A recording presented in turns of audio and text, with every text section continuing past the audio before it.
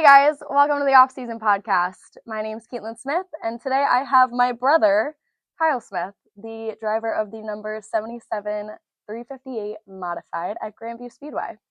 So to begin the podcast, what I want to do every episode, no matter who we have on, is I just want to run through some favorites, just quick, right off the top of your head, list it out, throw it out there, some favorites, just in general. All right, so you ready? Yep. All right, favorite color? I don't really have one anymore. I guess orange. Bro, favorite now. color? Orange now. I don't know. Used to be blue. Okay, all right. Favorite food? Salmon. Salmon. Okay, all right. Favorite candy?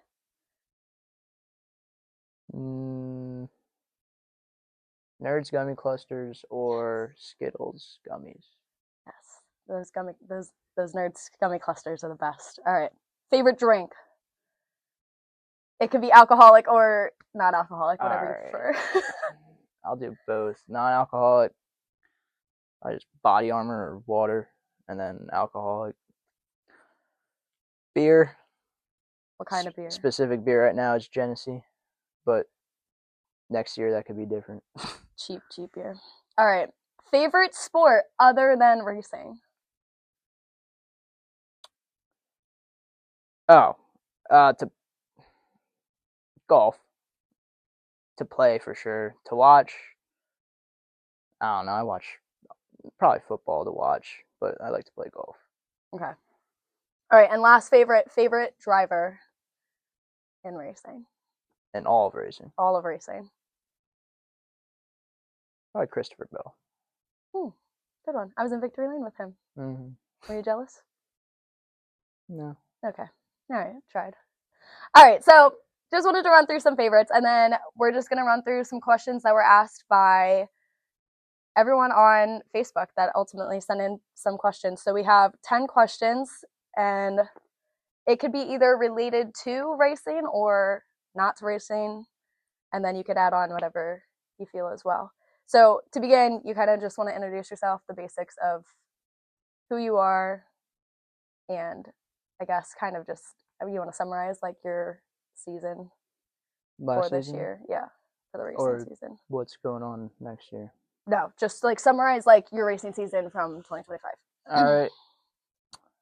Well, it was a year of a lot of trying. The last 2 years have been moving up to modifieds. Started on bars again, didn't work, went to coils. We were trying something different every single week. Didn't really get the results we wanted. But in the end, actually 6-year weekend, we finally found something that worked and ended up winning the heat. I think got like 3rd or 4th in the dash, and then ran top 10 for most of the feature, but fell off at the end because of a tire. But besides the point, I was just happy with it because we have something good to go into next year with. So hopefully we can be that good every week next year. Shout out to Joey for pill drawing that night. Yes. Yeah, shout out Joey, my good friend Joey Vaquero. Drew 1 for the heat, drew 3 for the dash, and then drew 2 out of 27 or whatever it is for the feature, which was awesome. Yeah, immaculate.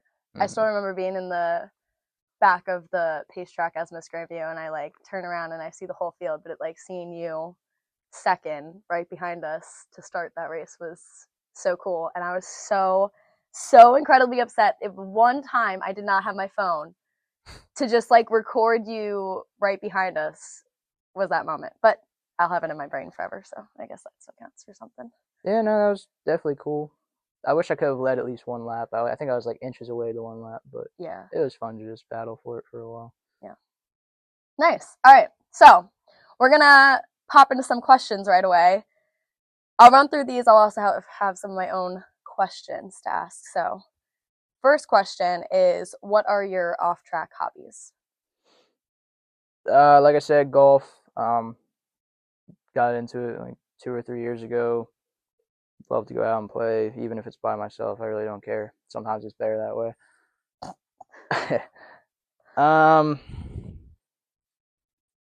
Like to play. I play a good amount of video games with my friends. Decker, Joey, Cohen, Dylan. And then of course, like whenever we're hanging out, the group. Um, Other than that, I don't really do much. I do like to relax a lot. That's for sure. Um, You're definitely introverted. yeah, I mean, yeah, I don't. I like to be by myself a lot. So when I get the chance, especially being in a relationship, I don't always get the chance. But when I do like to enjoy being by myself. As weird as that sounds, um, that's just a me thing. I could sit in my room for days and I'd be perfectly fine. I kind of feel like most race car drivers might be that same way, though. I feel like sometimes you're just always out in the shop, or you're so focused in on your own things I that I feel like race car drivers are one or the other. They're either super extrovert or super introvert. Like I know almost everybody races at Grandview, or at least have talked to them before, and you got people like me who don't talk a lot or anything like that. Then you got people like, I would say Logan Watt's a good example of somebody who's just constantly talking to people and like getting out there, mm-hmm. um, and kind of just always around people. So it's like I feel like you just kind of get one or the other. Yeah, I took all the extrovert Yeah, you did, genes. which is fine. Which is fine. I'm happy when I'm with you because then you can talk to strangers. I don't have to say anything. They're not there to see me. I'm just saying, just in They're general, in any oh, situation, okay. not just racing. So if I ever get kidnapped by a stranger, it's because I'm talking to one and you just let me go on my own. Well, okay, that wouldn't happen. All right, so mainly golf, play video games, and just you enjoy the off-season relaxation time that my me time. Yeah. you get. Mm-hmm. Okay, all right. So second question is, how did you get into golf, and where do you play? There wasn't really a reason. We just down on vacation. I think it was 2 or 3 years ago. I can't remember which one, but that was the first time I ever went. I know you went too, because our cousin and uncle play, or cousin especially played, and so we were like, yeah, sure, why not? And then I think I hit maybe 2 good shots the whole day. I didn't know how to swing a club, but I hit 2 shots that felt nice, and I was like, wow, that felt really good. And then I think it was the next year I got a cheap set of clubs off Amazon, like $260 for an entire set, just so I could play. And then I started playing a lot up in college. My fraternity brothers, all of a sudden, a whole bunch of them got into it too. So we were constantly going, and then it was always fun with them. We'd like to fuck around a lot, but still play golf. I was gonna say, what's it like playing with your fraternity brothers compared to playing alone? It's night and day. We did some crazy stuff up there, but it was always fun. It was never too crazy, at least I don't think. But playing by myself it's peaceful, especially if it's just like a nice day and I can just go out. I'll have a couple beers, and I don't have to like. I can almost think more when I'm by myself too, because I'm not worried about listening to somebody else or talking to somebody else. So I can just think my own thoughts to myself, and actually, I think I'd play better that way. You're like already embracing your 40-year-old dad era, and you're in your 20s. Look at our dad. What do you expect? It's just funny. But okay, nice. All right, so then where do you play? I don't know if you answered that question. Oh, no, I didn't. I mostly at Rich Maiden. That's the first place me and my dad went when we first went back here. I like the course. I feel like it's relatively easy for me, considering I'm not that great yet. So I'm trying to get better there, since I actually know the course. I've played it enough at this point. I kind of know where to and where not to hit it. So I'm trying to just get better there, and then every once in a while I'll play other places as well. But Rich Maiden is mainly where I go. Nice. All right, so I know this might date back a couple, but where did the number 77 originate from? Well, I was always 88 when I was younger. In go-karts and slingshots, I was 88. That's because when I was 5 and started racing, I liked Dale Jr. But when I got older, I was... Dale Jr.? Or, yeah, sorry. It was Dale okay, Jr. Yeah, Dale Jr. But then it was... I was, 15 when I had to decide what my number was going to be in sportsman. At that point for years, Dale Jr. wasn't even racing anymore, and I didn't really even care about NASCAR much anymore at that point. So that didn't matter at all. The 88 wasn't really a meaningful thing to me, so I wanted to do something for our grandfather, Charlie Gilmore. I didn't want to do 7 though, especially in sportsman, because it was at that point it was just Brett who had 7. Kenny was still in the 81 running modifieds, but I didn't want to have to put a letter behind the number. And I know Charlie also ran 77, so I want to go with that. It was actually in the end between that and 007. I know. I don't even think I knew that. Oh yeah, Dad loved that. 007. James Bond. Oh. Because he's I don't know if he's the one who thought of it, but I did consider it because it still was like it was like Charlie's number, but in a more unique way, and it's like to make it my own. But I liked 77 more, so I ended up going with that. I think 77 also worked out because when you did the tribute car for Pop, that looked good. That was really neat and it looked nice. But I feel like Brett also had a similar story compared to you with this question too. Like he in go-karts was 00, and he was even 00 when he moved up, and then he was 00 for a little while. Then he chose 7, and he switched. Yeah, and now you're both kind of just embracing Pop. So that's pretty cool. Nice. All right, so what are some of the challenges and differences going from a sportsman car to a modified car? I mean, the biggest thing is the power. You just kind of got to get used to it. It's kind of hard to compare the two. I mean, it's weird kind of running, like, I didn't just go one year to the other sportsman to modified. You know, we had the modified in another car and ran thunder shows while we were running Saturday nights for the sportsman. So I was able to at least like dabble in it beforehand. There were even nights where I ran both cars, which was weird, but the power and then also just the competition. Not exactly even how quick the other cars are, it's how they drive you. In modifieds, I don't think anybody realizes you have to be way more aggressive no matter what. Otherwise, you're going to go to the back every single week. It doesn't matter how fast you are, unless you're out in the lead. If you're not aggressive, even when somebody's passing you, you have to stay aggressive even while they're passing you. Otherwise, there's a guy right behind him waiting to pass you as well. Yeah. And you have to stay so aggressive. In sportsmen, I didn't really see that as much. Of course, in sportsmen, I was up in points all the time. I was starting in the back. I was going forward a lot more. But still, in modifieds, there's so many guys who can win every single week who are, especially if you're in your first or second year, are most likely going to be faster than you. So it's just kind of tough to adjust to the way people drive. Right to you. And our special guest Tio. So what? Tucker can't be in it, but Tio can. Tio was not planned, and Tucker was being good for a hot minute. Should have thought he was eventually gonna come down here and get. Oh my god! Oh my god! Oh, and Tucker, another star guest. You can go back. You can go lay down. It's okay.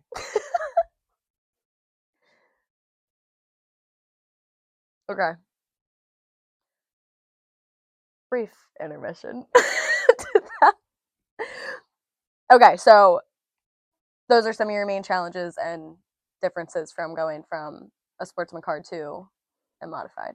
Yeah, like I said, the two biggest things is just for yourself, the driving style, the more power you gotta get used to, and then once just the way the other people drive, it's different. Yeah. Okay. All right. So, I guess this past year, piggybacking off of this question, what was your most challenging piece this past year? Because I feel like as your sister, like I'm in the pits with you. I've seen some nights where like it's been harder for you than others. Like what? I mean, Like, it's just been figuring out the car. This year was just like, because last year we weren't bad most times, but we just need a little bit more. This year weren't really good at all for a while, and even at one point, and I get frustrated.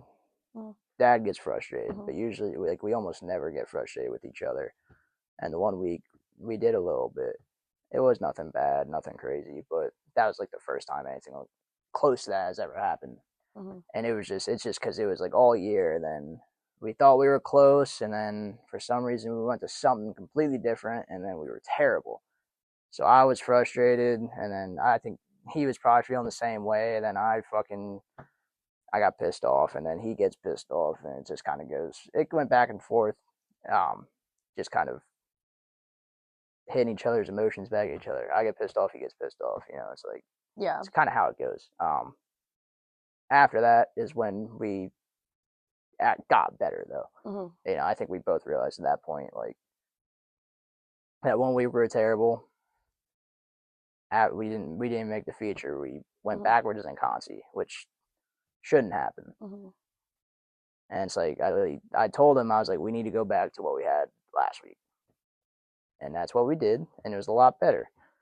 And then I think the following week was a sixer, and we made some adjustments to that, and then it was a lot better, and then we were good. And, it's kind of sucks because it's like I feel like it's something we could have figured out a lot earlier in the season, but yeah.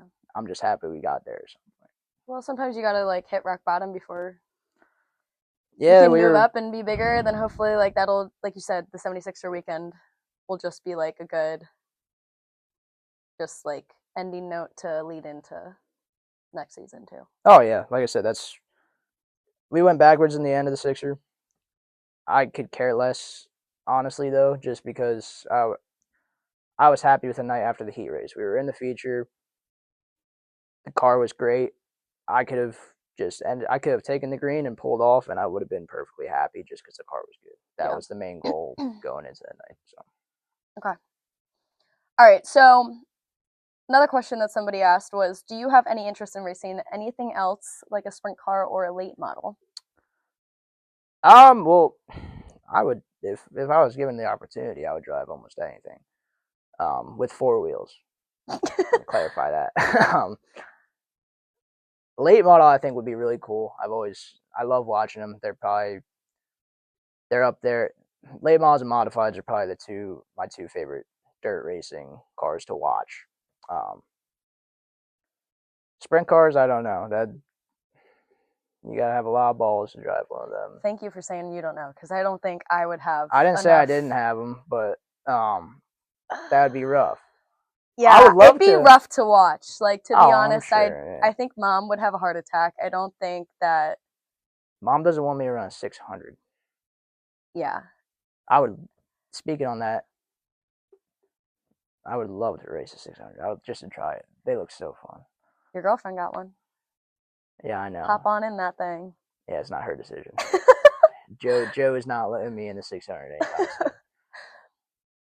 Okay, so like a late model would be. If I had to choose anything, probably yeah. Okay. What track would you choose? If any track would you choose to run on, no matter the class? Like what would be a track that you would want to run on in your lifetime? See, I would say Eldora, but I don't think I'd be any good there. It's too big for me. I think I-55 Peevely. I think I forget exactly what state it's even in, but there's a big sprint car race there every year, and it's not close to here. I know that. I just forget what state. um, it's on iRacing. I can tell you that much. But it's like a little bull ring. It's badass. I've always been a bigger fan of smaller tracks, and I think that track is cool. I like the way it's almost kind of built like Grandview in a way, but more symmetrical. Okay. Like both turns almost kind of seem the same. Grandview, both turns are way different. Yeah. So I think that would be a fun track to run on. Didn't know that either. I thought you would have just said Eldora. So too big. Like I said, I don't think as good as I was at Port Royal in the crate. Typically, I'm not good on bigger tracks. So. Okay. You did love Port Royal. Port. Oh my gosh, why can't I say that? Port Royal, though, right? Yeah, and all right. So. just chewing on himself. All right. We had a silly little brief intermission. So, going back into it. I guess this would be a good question to kind of go back into it, even though you may have kind of already answered it. But how did you start racing? Well, as you know, we grew up going to Orville Kart Club in Topton, watching Brett race go-karts. Obviously, I think it's in Mertztown, technically. Sorry, is it actually? Yeah, like it's not. That's so stupid. Anyway. False advertisement there. It's definitely not Topton. I never knew that. Anyway, but yeah, we always went there, watched our cousin Brett run go-karts. He was a little bit older than us.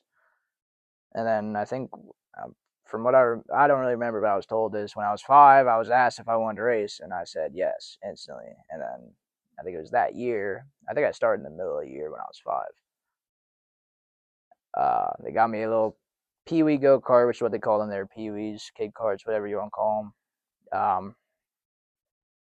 You were so tiny. Yeah, I know. Started in those, went up to faster go-kart, raced them until I was 12. And then when I was 12, moved up to the slingshots. I think I ran juniors full-time for 1 year. And then I think, or maybe it was, juniors were full-time for 1 or 2 years. And then there was a year where we ran juniors and seniors every week at Shelley's. Won both championships that year. And then I think my last year in slingshots, we just ran Kutztown plus maybe a couple shows here and there. And then what was it? That would have been what, freshman year or sophomore year? I was 5'4" still, and then I grew like 6 inches. And my parents always told me that was the deal. I had to turn 16, and I had to grow a little bit from when I was 5'4" to get in a bigger car. Well, I grew, and I was 16, so along with literally got taller than me. Oh yeah, I would hope so. Yeah, like in a matter of like, I feel like 2 months. Yeah, a little growth spurt hit, and then they said I was ready, and then along with some help from Charlie, our grandfather, got our first sportsman. It was an old 2011 Tio. Wasn't really a great car, but we made it work as good as it could. Good beginner car. It was, yeah, no, and I think we started off better than we finished our first year. I didn't make my first feature. Car was way too tight, which can be a thing, especially with older Tias.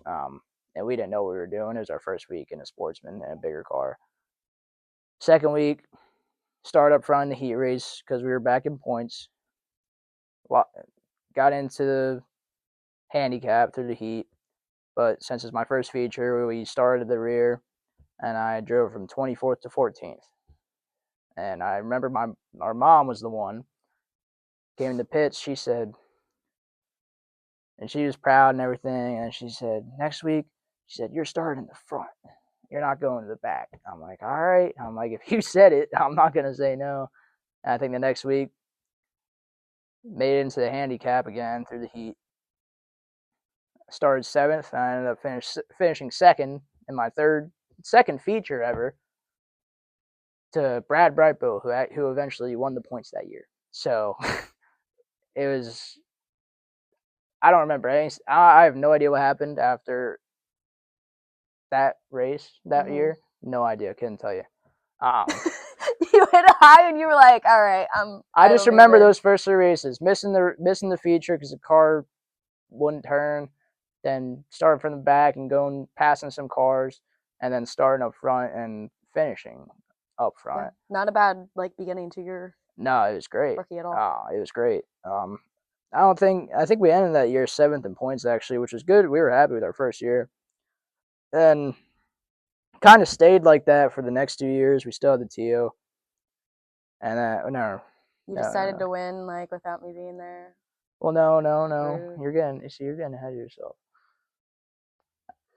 I think we had the TO for 2 years, and then in 2021 is when we got the new Big Now. And that was a game changer. We came so close my second year to winning a race. I was a better car, but I stayed clean. And then in 2021 we got the Big Now. So my third year is when I got my first win. She wasn't there. I wasn't there for the first 2. Yeah. Because I was away. Your first one. And when was the one that like technically you won because the rain? That was my first one. But then you won the week after. I won the week after. Yeah. And I also missed that. Yeah. And there was no rain. Yeah, because I specifically remember, I think it was Kyle Lillick when I won when it rained. I think he came up to me and he said and Kyle Lillick was a great guy. I don't know where he's at now. I haven't seen him in a while. I think he moved farther away, but he said something. He came over to congratulate me. He said something along the lines of like, "I'm not sure that counts because the rain it stopped the race early." I think a couple of people say that. Like, I think that was a common thing that was being said. Well, yeah, at the time. And I don't think like you would have wanted to win that way either. Well, I didn't mind it because I think I was going to win either way. I don't think there wasn't a ton of laps to go. The track was heavier. It was around the top. I don't think I was going to get beat. You never know though. So, I mean, yeah, I guess so. But I remember I remember the next week winning from 16th because I won the following week. So I had to start all the way back there. So I drove up all the way to win. I remember he congratulated me again. I go, "Hey, does that one count?" Like being a little cocky. Mm-hmm. Yeah, it was all fun. He laughed and he was like, "Yeah, that one counts." Like, but that was cool. For Not sure. cool that I wasn't there, but it's fine.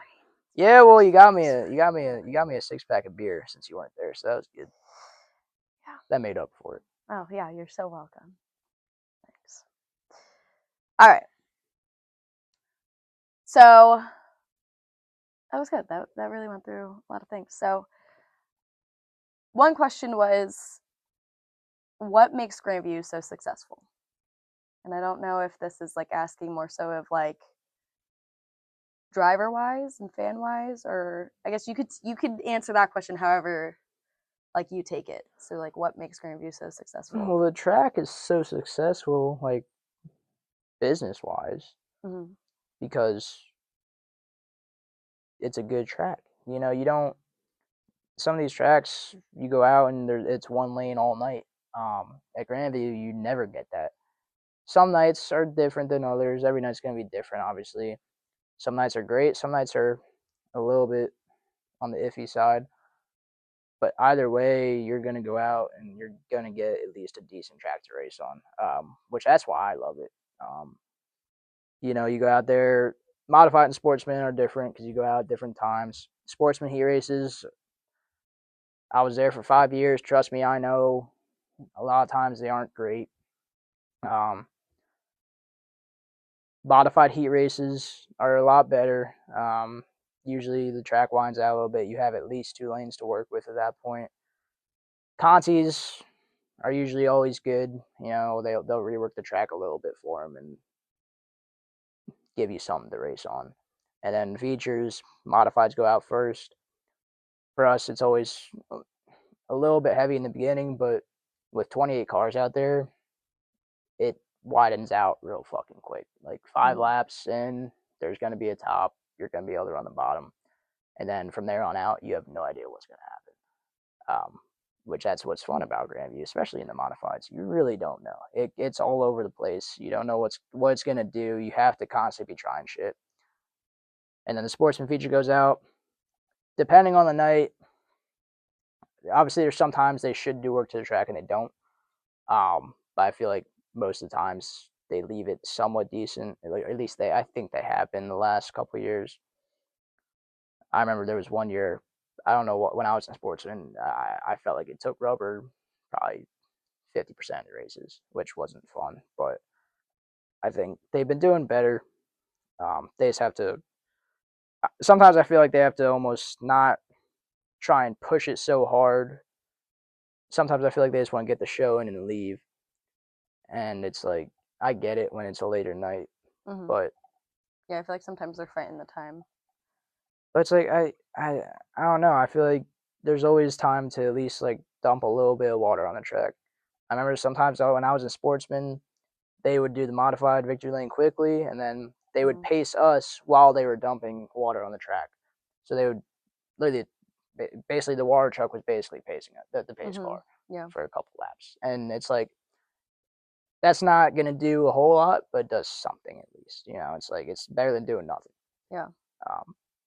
But I think that's why they're so successful. Is just the track overall is the shape of it, the banking, everything. It all leads to good racing most of the time. So I think that's why they're successful as a business, personally. Okay. All right. The car count proves it. Nobody does what they do when it comes to car count. Yeah, so. I will say, and a lot of the drivers that are at Grandview, I feel like are very committed to Grandview, and they honor that and they support that. 100%. They don't go and cheat on the track or anything like that.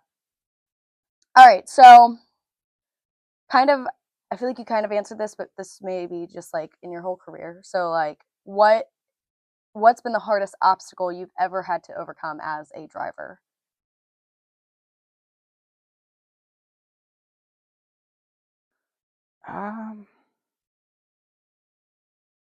Obstacle, I'm not sure. I try not to take anything really too deeply, too personally. I like to be a very relaxed person, not like take things seriously. Like even when Charlie passed, like no, like I was still going out and racing that next week. You know, it's like I wasn't gonna make it hard on myself because of that.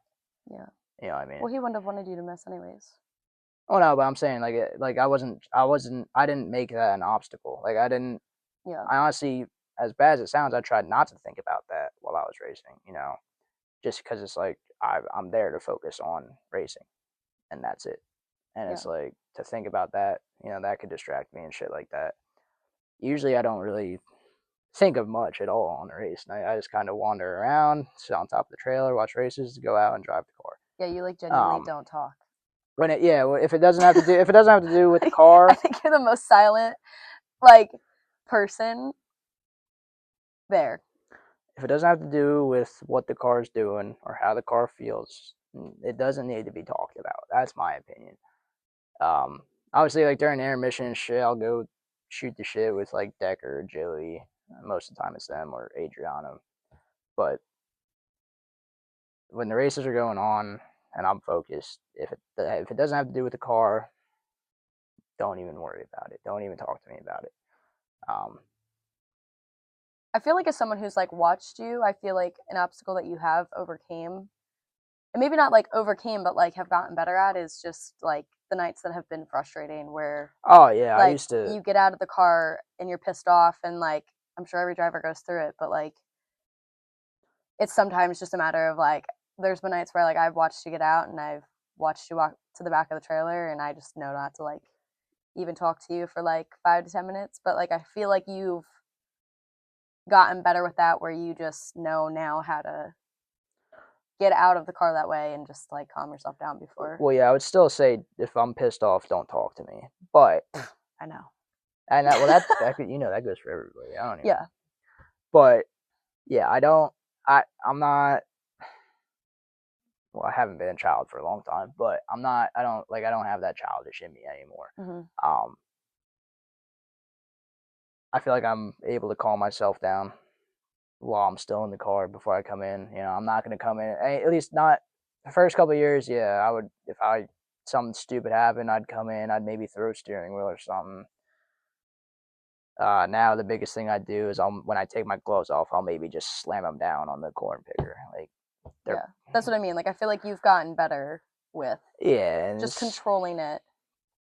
Yeah, and it's like at that point, I just literally just need to kind of just sit.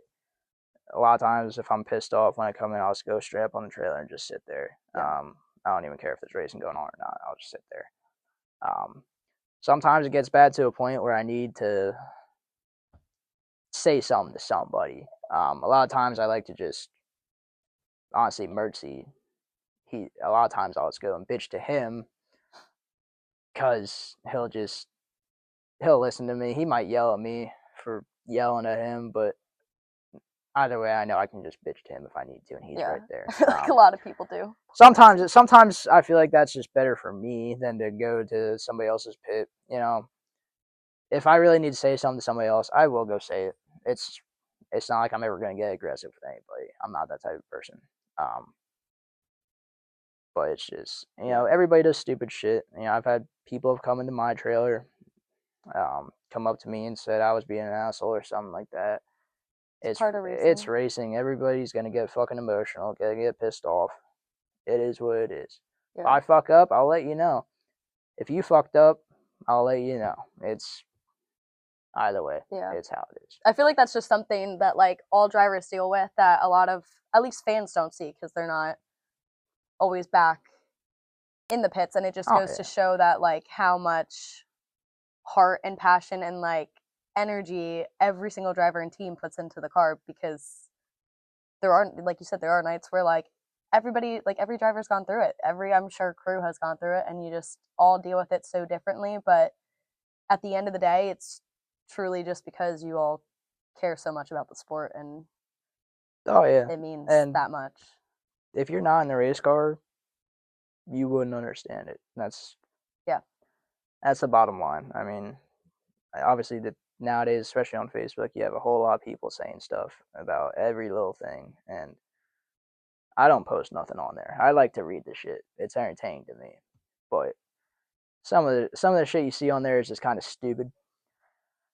People talking about something they think they know, but they don't. And you see, it's a misconception of life.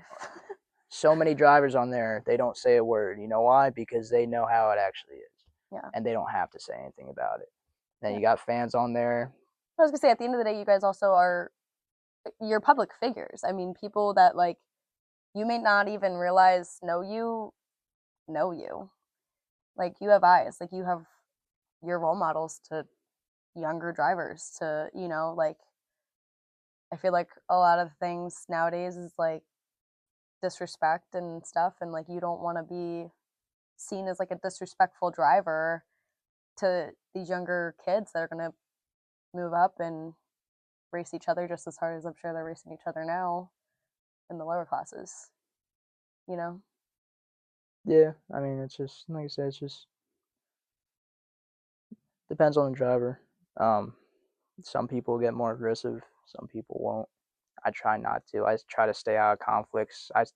That's not even with racing. That's just in life with me. I don't like conflict. I like to keep myself out of the drama, out of the bullshit.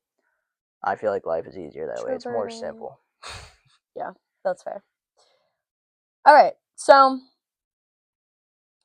to move this on to like a funnier note, what is the funniest thing that has happened to you at the track? I thought this was a really good question. I gotta think about it. My mind instantly goes to Sixer Weekend. I could definitely think of one that was at a track that was not Grandview. Oh, Port Royal. Oh, yeah. Okay, I'll tell that one. Oh, Jesus Christ. What was that, 2 years ago? Because I was asleep for that. Yeah, you were asleep. I think it was 2 years ago. Because that was my last time there, and that was 2 years ago. Yeah. 2.5 at this point, but whatever. So, that would have been the March race. Yeah, because they didn't have the later one. Yeah, because that got canceled. So, it would have been the March race, 2023. Mm-hmm. Running the crate. What was it? Saturday. It was just after the races. Yeah, no, Yeah, Saturday, but it's Saturday. like here you gotta have a little bit of backstory. So Saturday, this was different than the first time we raced there. The first time we raced there, it was night when we raced. Oh. This time they ran us way early during the day and then took a 2-hour break to do the track and then ran the modifieds. Yeah. So, as normal, after I'm done racing, I like to drink some beer. Drink some beverages. You know, whether it's at Grandview Portal, I don't care what track it is. I get out of the car, probably drink half a bottle of water just to hydrate a little bit, and then I like to crack open a beer. Well, I don't know what time it was, but it couldn't have been late in the day because I think the sun was still out when we were done with our feature. Opened a beer, and then we were sitting there in the stands waiting because we're watching the modified feature, whatever. So I'm still just drinking. I don't think the modified feature ended until like 5 hours after we finished our feature, and I was still fine at that point. Obviously, I wasn't concerned about nothing. We had our RV there. If I got drunk and had to go to bed, I can go to bed whatever time I wanted.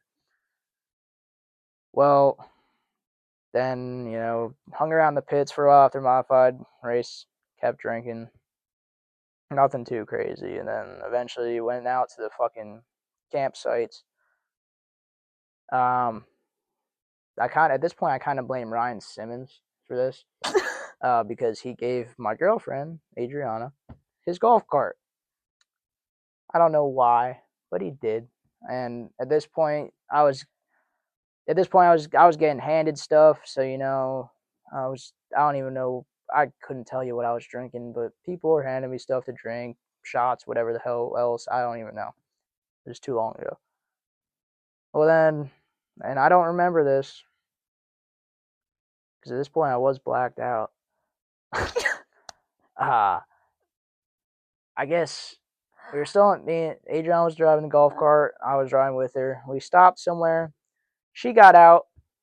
Thought she put the brake on, like the e-brake on the golf cart, and she didn't. And we were on a hill, and I was hammered, so I didn't know what I was doing. I go to get out. I put one leg on the ground, and then the golf cart starts rolling, and it just pulls my left leg, and then I end up just face planting in the stones. Once again, I don't remember this. I was just told the story. I remember you literally came back. I was sleeping, and I just heard you come back into the RV, and you were just sitting there with like a paper towel on your head, and I was like looking at you, and I was just like, what's wrong with this kid? And I was like half asleep still. And I remember I asked like, what's wrong? And you were like, oh. And I was like, all right, he's fine. You fell asleep with the paper towel on your head. You woke up with it on your head. Yeah. I do have glimpses of Adriana walking me back to the RV after it happened. That's the only thing I don't think I remember getting in the RV. I have a glimpse of like her like walking me back. That's it. And then I remember waking up, and then I'm like, oh, that hurts. It was right here. Just busted my chin open on the stones. Got clothes all over Adriana's shirt. That towel was freaking not soaked, but there was a lot of blood. Yeah. Oh God. The funniest part is I had to go back to school that next day. I went to class Monday. One of my teachers, major teachers, so I had him for all 4 years, asked me what happened. I told him. He was laughing so hard. He was laughing so hard about it.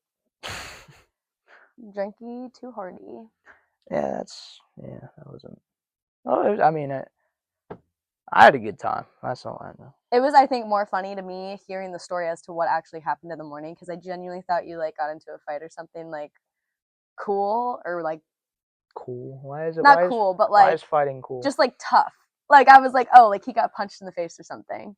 Oh yeah. And then like that's real cool. You stopped a moving golf cart that was going like probably super slow, and you face planted and failed at doing it. So it was kind of just funny the next morning to me. Oh, I laughed at it too. Don't worry. I didn't care as long as I didn't need stitches. My head was okay. All good. All right, so I have two of my own personal questions.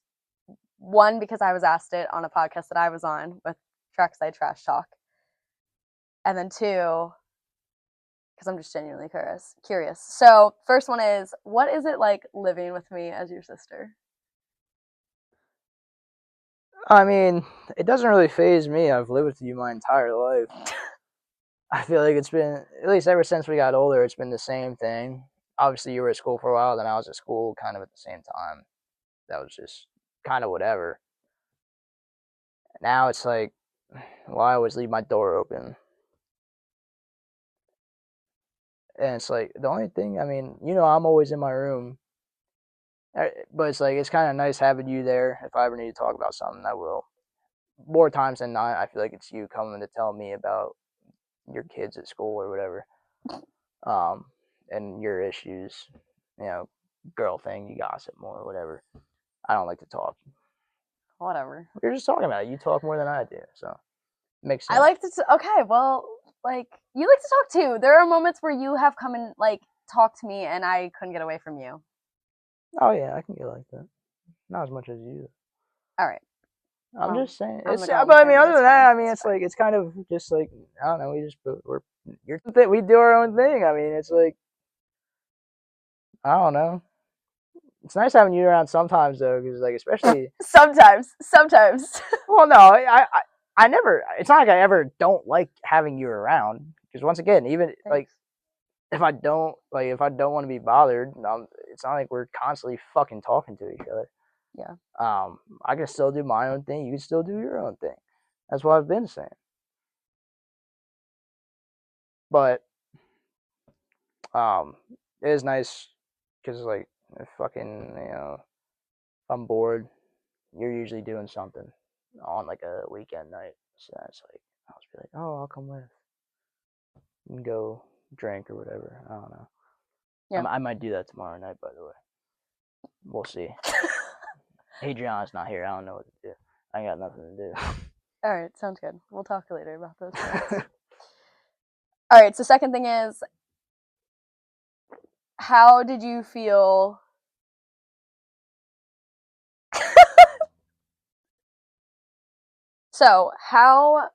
Question is, how do you, or I guess, what do you think of me being Miss Grandview? I guess it's cool. I mean, it doesn't really change my thought process on race day. Honestly, I mean, I would hope it doesn't. Yeah, I mean, either way at this point, you're there basically every week. So, I don't even see most of what you do as Miss Grandview because I'm in the trailer. But I'm hoping that it's gonna be harder now at modifieds. I can get a win. That way. Yes, me too. Yeah, that way I can get a picture with you as Miss Grandview. Yes, I agree. That'd be cool. So if you can make that happen like this upcoming season. Yeah, alright. Well. I didn't even announce that I'm going to be Miss Grandview next season. Oh, well, no. if you're watching this, now you know. No. Oh no. Oh my god. Oh my god. Secret tip. Woo! Okay. So to kind of wrap this up a little bit, the last question that someone had asked was how many cars and motors for the 2026 racing season, and they followed that up with the crate car has been sold? ? Yeah. The crate car's gone. Well, the motor's gone. So no more sportsman stuff. We do have the open sportsman still from. I think we ran that our first year or two in sportsman when it was still legal, which we're trying to sell currently. Yeah, Dad said that he got some inquiries. Yeah, so we're trying to sell that still currently. Hopefully that's gone soon. But for motors and cars next year, we're gonna have two fully built cars, modifieds, both modifieds. Same car, they're basically identical cars. We're gonna put identical shocks on them. We basically already had all the stuff. The only thing we needed was coils for the second car because we were always on bars. Even our third frame that we still have, which was the brand new one we got in 2021, we're trying to sell that as well. Just because, I mean, we don't need it at this point. It's not like it's not like we're traveling a lot, so we don't need we have 2 cars. We have more than what we need. You know, if we junk a frame, it would obviously suck. But we have another car there if we need. If we blow a motor, once again, that would suck a lot, but we have another motor there as well in the other car. So, have a backup ready whenever. Oh yeah, exactly. Like we've done it before. There was one time in Sportsman, the right rear axle was bent in the tube. We didn't realize it until Saturday morning the next week, and we were lucky though because we had another car, so we just swapped rears and we were able to go and race that night. So it's always nice, you know. I'm very appreciative because I've been in college the last 4 years, so I haven't been able to support it much. Hopefully next year I can, at least a little bit. So yeah, but we're in a good spot, and hopefully we can do a lot better next year than we did this year. So then to finally wrap this up, leading into who would you like to thank? First of all, my dad. Like I just said, I haven't been able to contribute anything really besides my time. He's been doing everything for the last 17 years of my racing career, so I can't appreciate him enough. Obviously you and Mom, I got a shout out. Don't do anything on the car, but you know, you're always there being supportive, which I appreciate. It's always nice having support. That is also false. I have definitely washed your panels. And specifically this past year, I washed them in pouring down rain while you and Dad were in the garage dry, watching me and laughing at me. Okay, apologies. You help a little bit here and there. Thank you. That's all I wanted. But yeah, it's always nice having support. Obviously, all my sponsors, DNS Retrievers, Chris Manuel Trucking, Ronnie Folk Paving, Deca, Oswald Elevator, Esterly Sandwich Shop. They all help out a ton. I know I'm missing a few, but Dup, yeah, absolutely. Gilmore's Garage. Yeah, Mike. AKA Mike. Yeah, it's Mike. Yeah, that's just Mike. And then any fans I have, I know I don't have a lot of people come to me in the pits after races, not like others. Because you don't talk. Which I'm fine with. I mean, if people want to come talk to me, I'll talk to them. I mean, it's whatever. I'm fine with those. You're a scary person because you don't talk. I'm just kidding. No, that's probably true, which is fine. I mean, that's okay if you want to. At meet and greets, I feel like you're always so good. But after the races, I don't know if you're just like in your zone or what it is, but you're just like so quiet. You're like checked out. You're like, all right, race done. Clock out. I couldn't tell you honestly, but I still appreciate it when people come and talk to me. Yeah, you've had some fans, pretty many fans, like come up to you throughout the years. Even when we were in Florida, like I remember. Yeah. You meet some fans in Florida, and they still follow you and message Mom, and it's cool. I told Adriana this past week, more people come up and talk to me when I'm at her trailer than when I'm at my own. Like actually, I'm dead serious because people just. I get it. Yeah, a lot of people. That's the thing. A lot of people in the stands too. Like, they probably have a lot of drivers they would like to go talk to, but they'll have like Adriana's a bigger driver at Grandview. Of course, she's a lot nicer than I am. At least, you know what I mean. So it's like a lot of people love to go to Adriana, and then like some of them will also know me, and then I'm there, so they'll just talk to me right away. But a lot of times those people wouldn't also come down to my trailer. They would just go to 1 or 2 places and then leave. Yeah. Which I feel like that's most of what. Yeah. Well, because it's late at night normally. Exactly, and I completely get that. And I'm fine with it. I'm not, as much as fans are a huge part of it. I am still there just to race. Afterwards, absolutely. If anybody wants to come up to me and talk to me, I will talk to you. I'll have a conversation, talk about race, whatever. Talk about life. I really don't care. I'll talk about anything. But also without the fans, there wouldn't be racing. That's what I mean. That's why I said they're a huge deal. Mm-hmm. It's just not. I'm not butthurt that people don't come to talk to me because, in all honesty, I'm okay not talking to anybody. Yeah, you barely talk to me, so. Good thing I run your socials. Just kidding. I feel like I'm your social media manager / actual manager, because I feel like when we're also at the track and there's people standing on the side of your car waiting to talk to you, you're just like even just so oblivious to it. Well, no, I'm just too awkward to actually like go up and, because like I don't know if they're there to talk to me or not. I'm too awkward. I don't know if they're actually there to talk to me. We need to work on this. We need to work on like social skills. That's never gonna happen. They're as good as they're gonna get right now. I'm telling you that. I'm telling you that.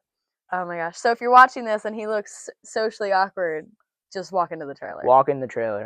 That's the best walk way. into the trailer. I'm not kidding. Or just hold a whole big sign that says, "Kyle, I'm here to talk to you." See, at that point, I wouldn't want to talk to him though. Well, now we're gonna make you even more awkward if you're already like socially awkward. Just come in the trailer. It's the easiest thing to do. Unless I know you. If I know you already, then like there's some people I know, and if they're there, I'll be like, oh, okay, I'll go talk to them. If it's somebody brand new, that's why I'm like, well, you also never know.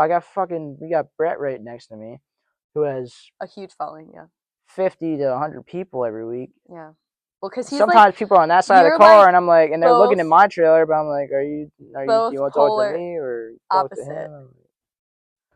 Well, yeah, You're both polar opposite. You're like introverted, and he is extroverted. He spews diarrhea out of his mouth constantly.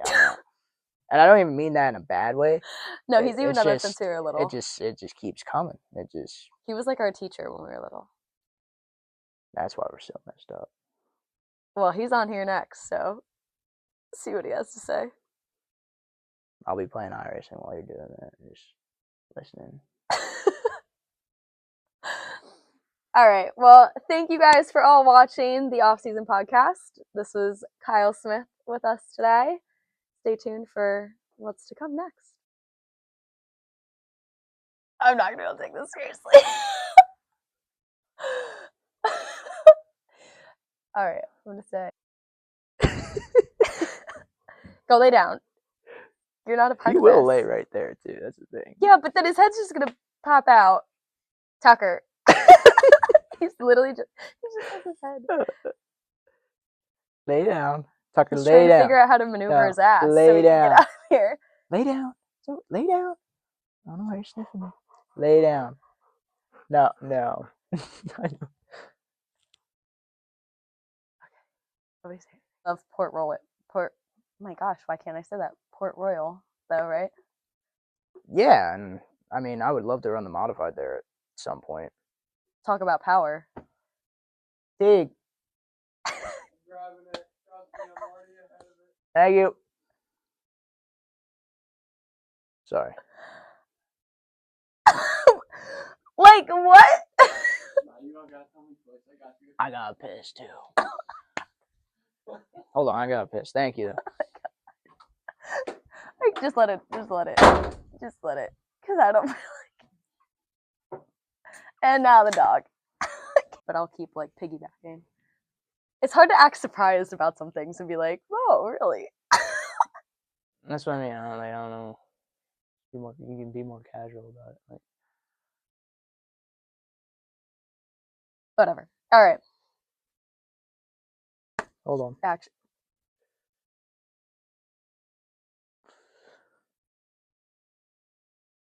We don't condone that on this podcast. That's why I'm doing it before we start again. Well, you've been wrong the whole time. What? I said you've been wrong the whole time, so it's alright. She's gonna edit it out. Till they make it a meme and that's what blows up. You should keep in me pissing. You could probably hear that. Probably. I'm waiting. I bet you could hear him. No. Jesus Christ. So loud. how did you feel about me becoming Miss Grandview?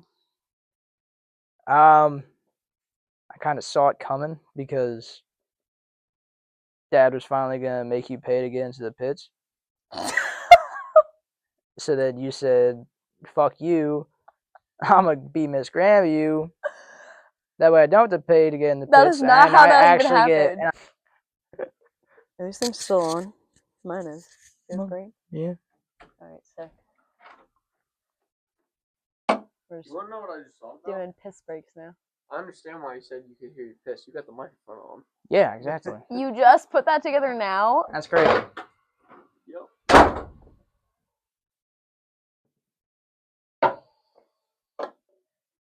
I'm good. I would drink another sip of that. That was good. Down the freaking plane. My milkshake brings I all was the like, I got boys to the nothing to- yard, and they're nothing to like, do. it's better than yours. I'm like,